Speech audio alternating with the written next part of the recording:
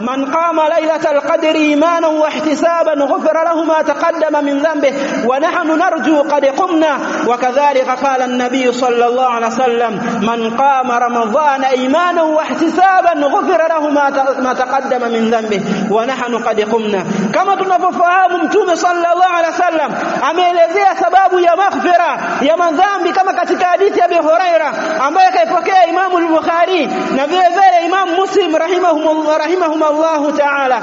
Ameelezea Mtume sallallahu alaihi wasallam atakayefunga, atakayesimama sawa Ramadhan au katika usiku wa Lailatul Qadr, Allah anamsamehe na kufuta madhambi yote yaliyotangulia. Baada ya hapo tunakuja kuharibu funga zetu na ibada zetu baada ya Ramadhan kwa kuelekea katika maasi ya Allah tabaraka wa taala. Alastum taquluna anna al-a'mala bil khawatim, hivi nyinyi msemi kwamba matendo yanazingatiwa mwisho? Unataka kujalia siku ya Eid ni muhuri katika funga yako kwa kufanya maasi?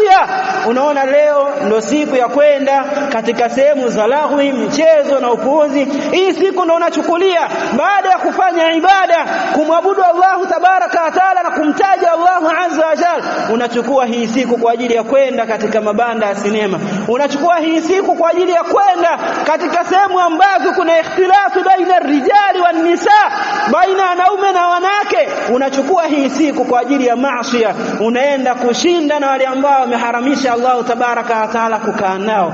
Unaenda sehemu zenye muziki, unaenda kupoteza muda na wale ambao hawana faida yote katika dini yako wala katika dunia yako.